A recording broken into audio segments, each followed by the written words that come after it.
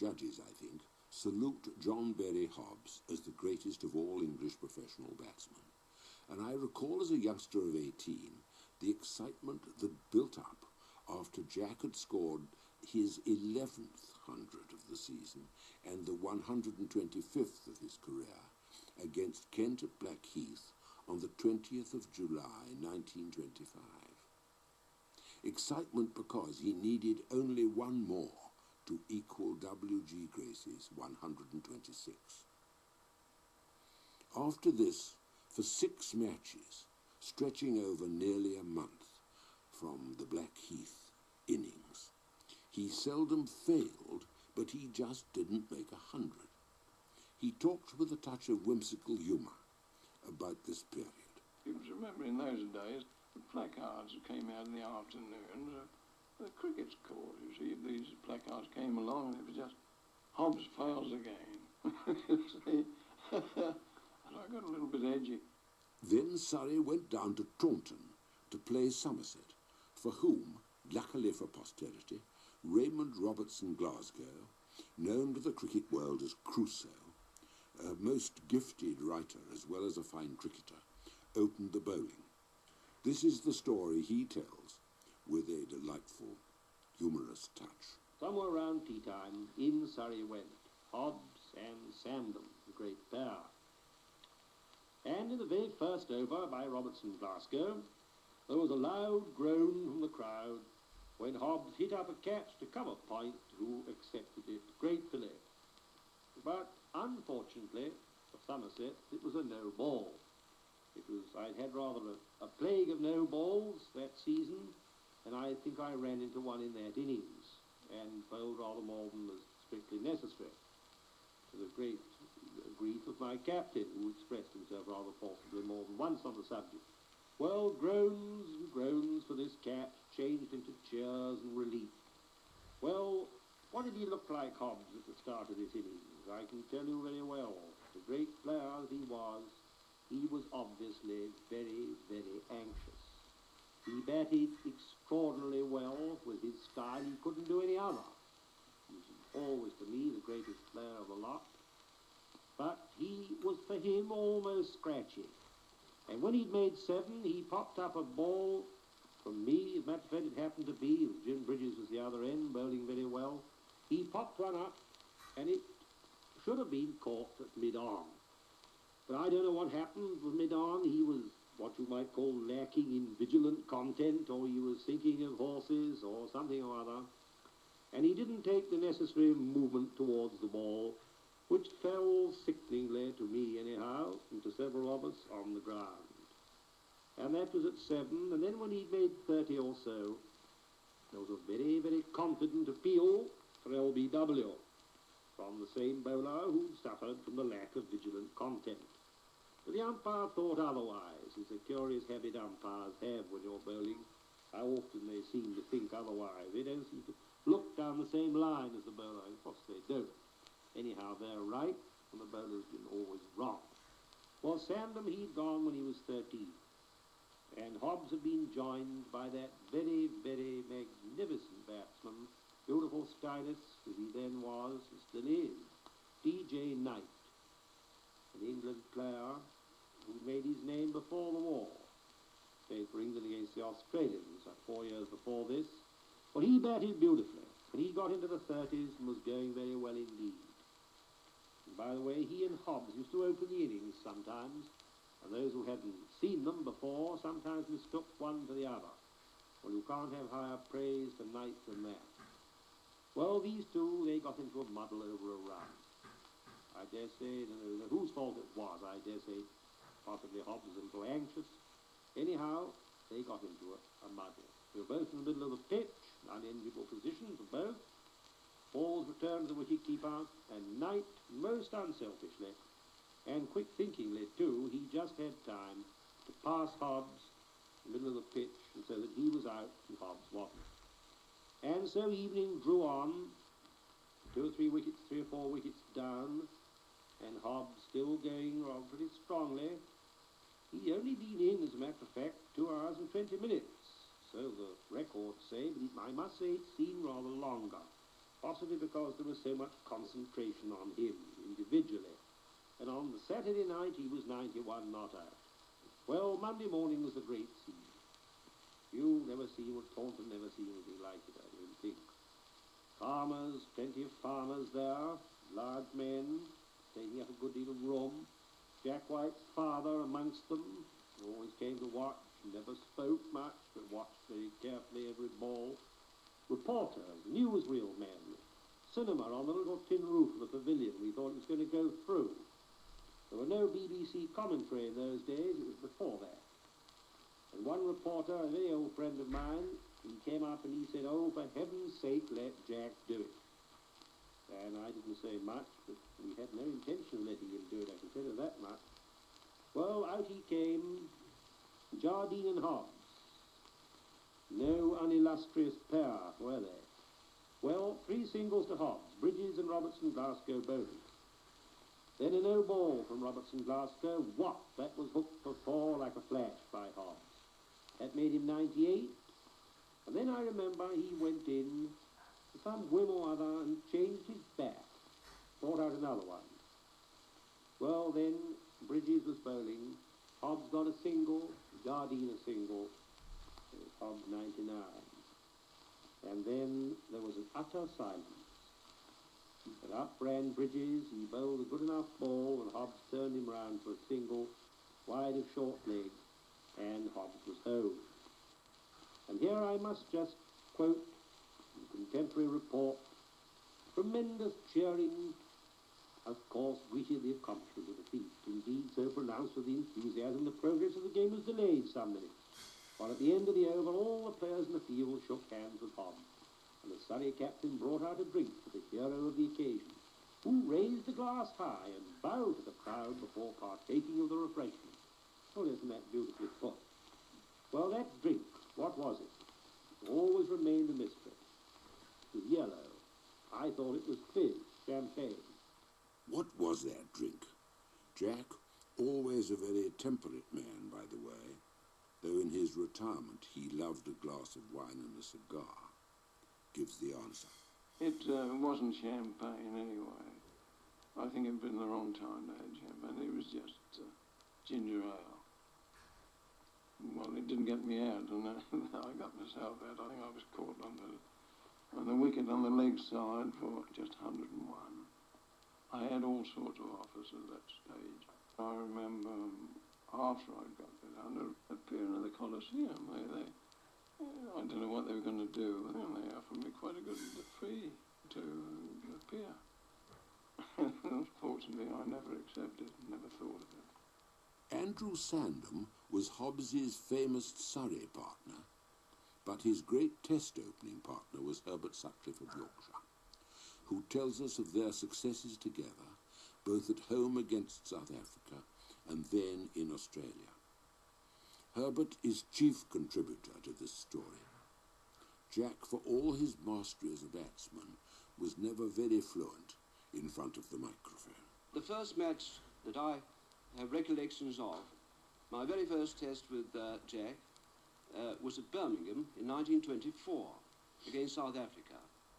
And I realised, as Jack was taking his stance at the wicket to take the first ball, as he usually did, that there must be something more in this test match cricket than any other type of cricket I'd played in, because I noticed Jack's expression, which was full of grim determination, concentration, and he proved during that wonderful innings of his what a great fighter he was.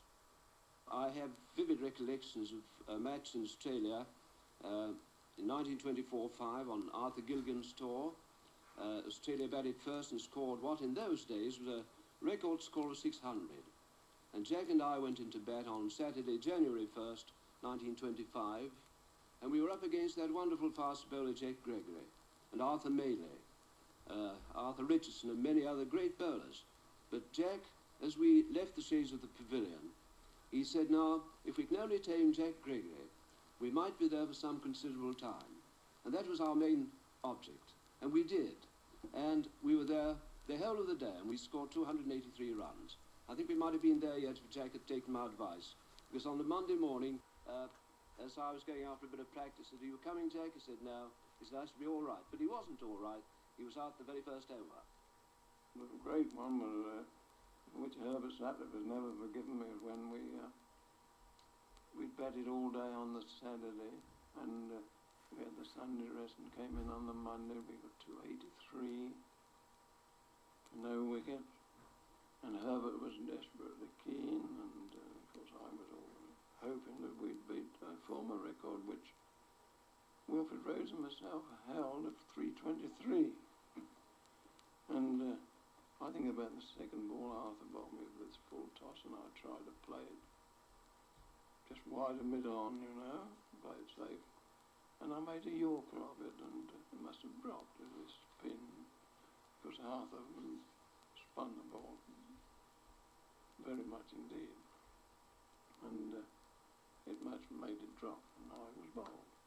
When the Australians came to England in 1926, the first 4 three-day tests were drawn, and all depended on the 5th test at the Oval, whether the Ashes, which Australia had held for 16 test matches, could be regained. For the first time ever in England, the game was to be played to a finish. The selection committee, chaired by Plum Warner, co-opted the professionals, Hobbs and Rhodes, onto the committee, an unprecedented and highly popular move. The committee first decided on a change in the captaincy, bringing in the young and dashing Percy Chapman, and then persuaded Wilfred Rhodes, who played his first test in 1899, the year before Chapman was born, to return to Test cricket for this one match. He was coming up to his 49th birthday, and he had last played for England 5 years before. I wasn't keen to play, but we wanted a slow bowler. Yes, I got Woodfull and Richardson first innings. Woodfull played on. I could see he wanted to cut me square, you know, and I bowled a bit quicker ball.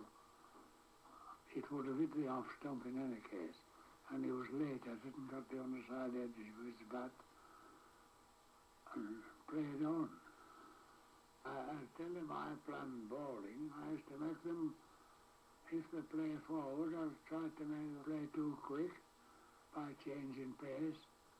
And if they played back, I tried to make them play too late. Some potted wisdom there, don't you think?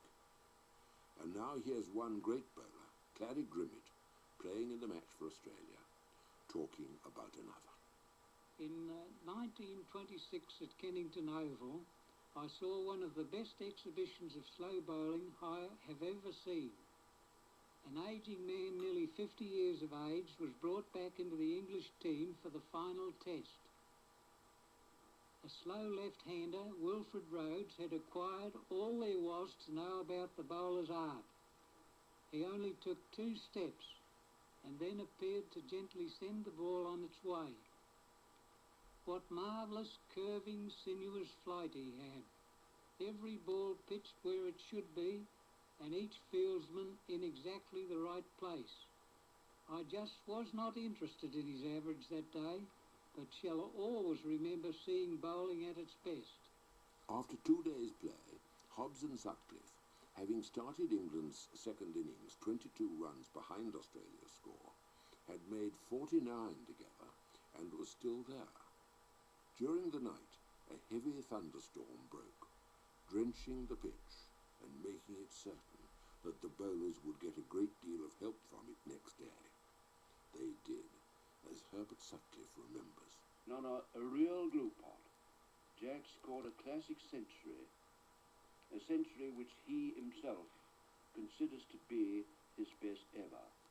On that occasion, we were both tied down for long periods, and I believe we both played approximately 8 consecutive maiden overs against off-spin bowler Arthur Richardson, during which we both tried desperately hard to run a single, for the bowlers at the other end were not quite so devastating.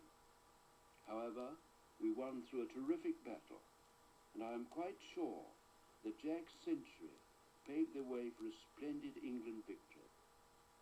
I have my own wonderfully clear picture of those historic days at the Oval.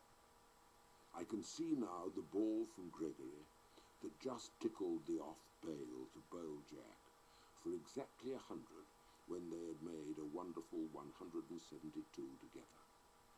That was just after lunch. But I can also see Herbert batting on, often beaten, but utterly unperturbed, not one strand of gleaming black hair out of place, while Woolley, Hendren, Chapman and Stevens, after each contributing a little, went their ways. Finally, in the last over of the day, Arthur Maley bowled Sutcliffe with the perfect googly. The score was 375 for 6, last man 161, and the game had been lost and won. Wisden called Sutcliffe's innings, lasting 7 hours, a memorable piece of work. That wasn't overstating it, I can assure you. There was further rain next day, followed by sunshine, and Australia quickly bowed to the inevitable. Rhodes took 4 for 44, and as the crowd surged across in front of the pavilion, Percy Chapman motioned him forward to lead England in. It was indeed a famous victory. So much for one victory over the weather and Australia. Now for another at Melbourne, at the 1928-29 New Year. England under Chapman came to this third test 2 up. After an even struggle, England went in a second time after heavy rain, needing 332 to win. Ben Travers, the famous playwright, who travelled with the team round Australia, is the first narrator, followed by Sutcliffe and Hobbs. Jack Hobbs made 49, and I think that 49 was the greatest innings I ever saw. Of course, the wickets weren't covered in those days, the mercy of the elements. And a tremendous thunderstorm the night before, and the Australian sun came out next morning fairly baked the wicket. Australians still had 2 or 3 wickets to lose. Palmer White polished them off in a couple of overs, and Jack Hobbs said, I'm afraid we shall, this was lunch, the start was late, and Jack Hobbs said, I'm afraid we'll all be out by tea time. And at the end of tea time, he and Sutcliffe were still there, and that must have been the worst batting wicket anybody could ever conceive. I went and saw it at the end of play. It was like concrete with great lumps and holes in it. Before lunch, that wicket was a nightmare. By 3 in the afternoon, with a hot sun on it, it was a terrifying, vicious, murderous thing 10 times worse. The ball popped up quite vertically, and all we could do was keep our bats out of the way and take the rising ball on the body. As I said, Jack was in most of the day and scored 49. At the end, we were black and blue with bruises. Late in the afternoon, Jack signalled for a new bat. He didn't really want one. He just needed a word to pass to the skipper. Douglas Jardine came out of the bats, and Jack asked him to tell Chapman that if either of us got out before the end of the day, it would be better to send in Jardine and save Hammond. Well, Jack did get out, but he'd done a magnificent job. Jardine came in, and he and I stayed together until close of play. The next day, although the ball did move a bit, and it was still a struggle, the wicket had rolled out hard, and the remaining batsmen made the most of it. We won that match with 4 wickets to spare, a cricket miracle. They were all guessing how many England would get, you know. Hugh Trumbull, there's another great bowler, Yours should be in the list of great bowlers. He gave us 70, but Herbert and I went out there and we struggled and got 100 before I got out. That was a great occasion. In fact, it was by 3 wickets that England won and so retained the Ashes. Sutcliffe made 135, his 400 in 5 Test innings at Melbourne, and certainly his finest. And now we're back with county cricket, and another sentimental occasion of a different sort. George Gunn's 50th birthday, celebrated, and that's the word, at Worcester in June 1929. My sparring partner, Weissel, and myself, we were not out 16 and 17 apiece overnight. And when we went home to the hotel, had dinner. We'd been to a musical after, I think.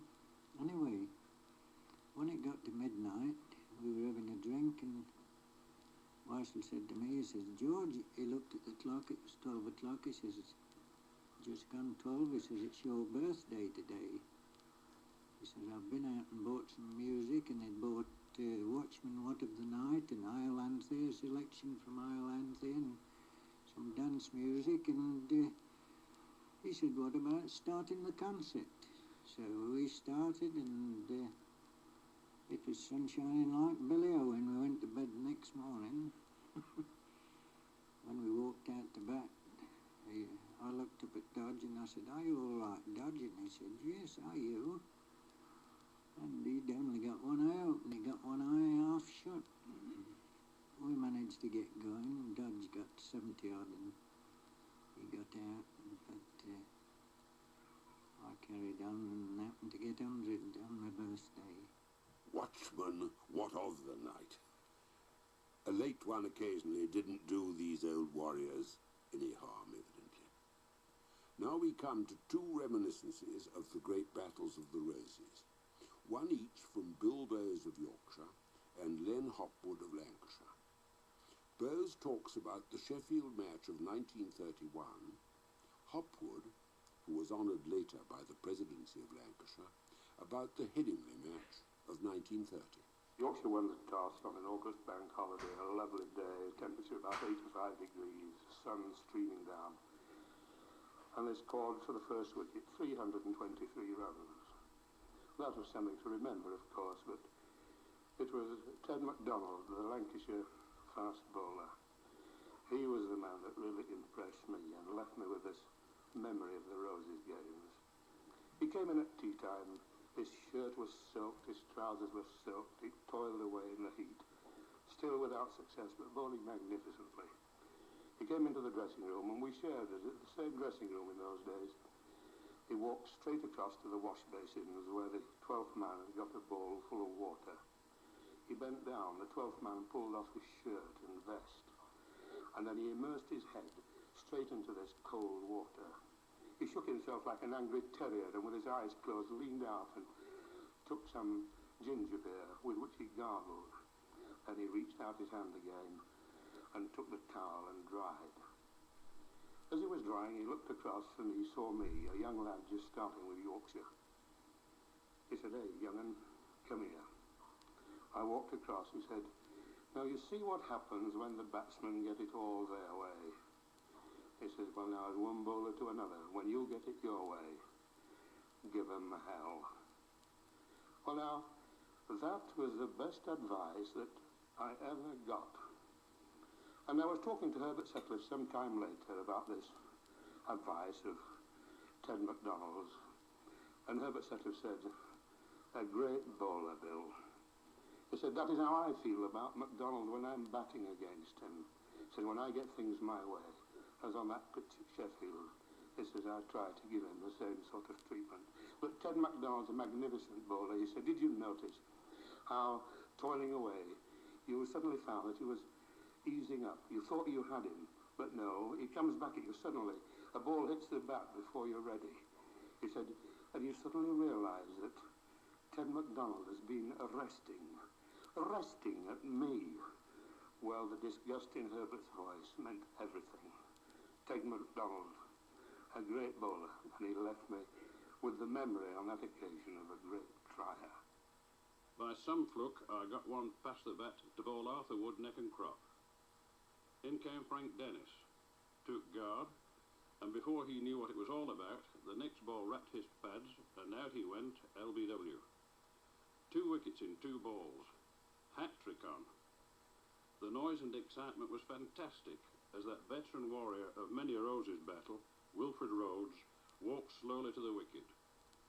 He took guard, looked round the field, then took his stance. The noise hushed as suddenly as it had started, and you could have heard a pin drop as I started my run for that next fateful delivery. The noise roared to a crescendo again as the ball hit Wilfred's pads, and I think every Lancastrian in the vast crowd appealed for LBW. That is, everyone except the 2 people in the best position of all to judge, Hopwood and George Duckworth. Though I knew it was a near thing, I didn't appeal. Near thing or not, I must confess it was something of a surprise to hear Ducky so strangely silent, particularly in a Lancashire Yorkshire match. There it was, however, a hat-trick, so near and yet so far. At the end of the over, I had a suspicion that that hat-trick had been much nearer than I had realised. Though not a word was said, umpire Tom Oakes, the former Notts wicket-keeper, gave me one look which somehow or other left me in no doubt that if I had appealed, that index finger of his would have been raised on high. Cometh the hour, cometh the man, it said. In this case, the man was Hopwood. My methods didn't always appeal to the Yorkshire section of the crowd. Wilfred Rhodes was at his most tantalising, bowling a perfect length and flighting the ball as only he could. At one period I played 9 maiden overs in succession against him. No wonder I got the bird. One period I felt like having a swing. Then I remembered Wilfred's bowling philosophy.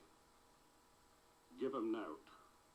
And I thought, if he won't give me anything, why should I give him a chance?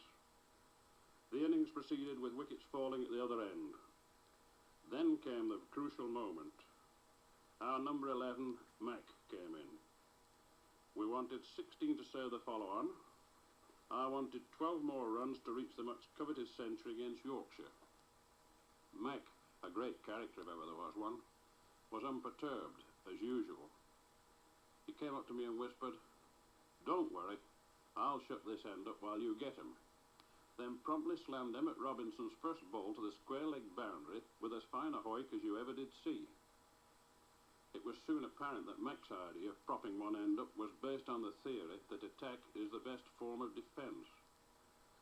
He'd 1 or 2 wild swings that made my heart stop beating. Those magical 3 figures seemed far away. Umpire Arthur Morton, the old Derbyshire all-rounder, must have thought the same thing. For God's sake, pinch the strike, then get 'em in 2s. Singles are no good to you, he said.